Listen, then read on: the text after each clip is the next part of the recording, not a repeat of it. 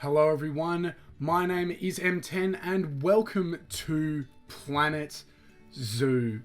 Yes, this is a brand new game from the people that brought you Planet Coaster, I believe. But anyway, I downloaded this about a week ago and I have been enjoying it so much. It is so much fun to play. So I thought, why not give it a try recording and uploading and see if anyone wants to watch this. Let me know if you do. So to begin with, I tried recording, but I was having some problems with my recording software. So unfortunately, I wasn't able to record the start of me setting up the zoo. It already has a few habitats going. It's got tapirs, aardvarks, reptiles, pandas, and a couple of other creatures. But I decided, look, I might as well start somewhere. So today we are going to be making the Nile Monitor enclosure. And this will be part of the tropical trail section of the zoo, which is based on animals that live in the African Rainforest. So far, I have made the lemur enclosure, which I'll probably showcase in another video. So I reckon I will make videos showcasing all my other exhibits just to get everyone up to scratch on what my zoo looks like, but that will be going in between these speed build videos. I'm not entirely sure how the format of this series is going to work out, or whether I'll start an entirely new series like a franchise mode, but at the moment, as you can probably tell if you've played the game, I'm currently in Sandbox Mode, which means that I have infinite money and infinite conservation credits, so I can get as many resources and animals as I would like. In franchise mode, for those of you that haven't played the game, you have limited amounts of money and conservation credits, so you have to spend them wisely in order to make sure your zoo runs effectively, so that you can run a profit and then continue to expand your zoo. So the benefits of Sandbox Mode is that I can make the enclosures look as crazy and over the top as I like, and I don't have to worry about the monetary aspect of it, whereas in franchise mode, a lot of the focus, especially at setting up the start of the zoo, is making sure the enclosures are effective at attracting guests and not spending too much money on the animals. Currently, I believe my zoo's running at a loss of like $50,000 a year or something, which isn't good, but it doesn't really matter. So anyway, let's move on to the enclosure that I'm currently building. It is for the Nile Monitor, which is a lizard that lives around the Nile River in Africa.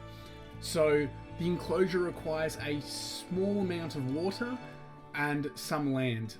So it said in the Zoopedia that the Nile Monitor requires at least 300 square meters of roaming area. I believe this exhibit is about 1,000 square meters. As I am in Sandbox Mode, I want to make the most of it and make sure the animals have nice large enclosures to roam around in. The environment it likes to live in is tropical and grasslands, according to the Zoopedia. However, it seems in this enclosure that I wasn't supposed to put that much plant coverage, which surprised me considering it lived in a tropical area in the wild. So at this point, now that I've managed to work out where the barrier is going to go, get it all nicely set up, I'm just placing some rock formations around to make the habitat appear a little bit more natural and less of just a grassy block. I'm also creating some cave-like viewing areas for the guests to look into.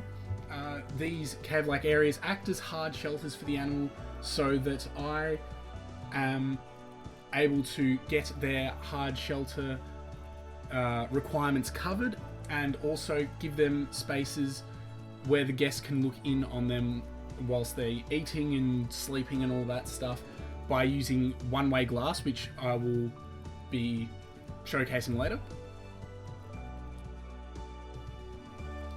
So for those of you that haven't worked it out based on my sort of scattered commentary, this video is totally off script. I'm basically just remembering what my thought process was when creating the enclosure, but all of the commentary is done post the build. So I sort of know what's about to happen in the episode and all that sort of thing. but I'm wondering what sort of format you, the viewers, would like to see. Currently, I've been thinking of this sort of speed build type of thing. Whether you would like commentary or not, I don't know. When I'm watching a speed build, sometimes I like to listen to the commentary, but sometimes I like to, listen to music or something else. So if you want to do that, feel free to go and do that. If my commentary doesn't interest you, but you just want to watch the enclosure being built, yeah, go ahead and do that, or maybe speed up the video 200%. I think I will make little tutorials for each enclosure separate to the speed builds, just saying this is exactly what you need in an enclosure like this. So currently, now that I have the basics of the enclosure down pat, the barriers, the rock formations, a couple of plants and that sort of thing, I'm now looking to buy the animals off the market, and I'm not sure in Sandbox Mode if I don't believe it's the proper franchise market. I believe it's just a simulated market. If anyone in the comments could let me know, maybe correct me on that, but I don't believe I'm getting other players' animals when I purchase them. I believe it's in-game generated. So we've also got staff set up. The monitors are now in the enclosure. I always recommend, as soon as you put an animal into the enclosure, check the navigation heat map so that you aren't accidentally giving them places where they can escape. As you could probably tell just then, I had a couple of little issues with the enclosure, more specifically the landscape type. I needed to reduce the amount of grass, especially long grass, in the enclosure. The animals like more soil and rock and short grass.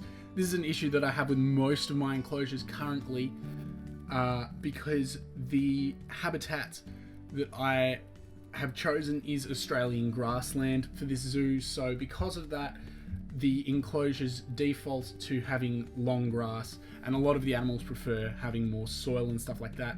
But it's not that big of an issue. All you have to do is wait for the animal to enter the enclosure, and then you just quickly change it around with the paintbrush tool. As you can see now, I'm adding lots of enrichment items.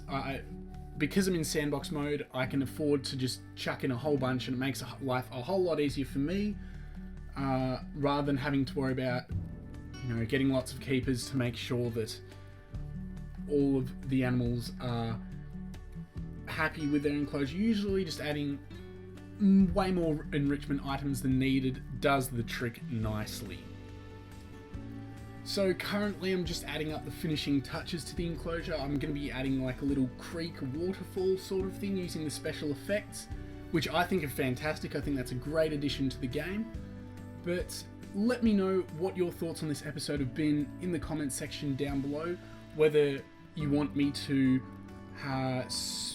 speed up the episode a little bit less next time or a little bit more, whether you want the episodes to be around 10 minutes in length, 20 minutes in length, 5 minutes in length.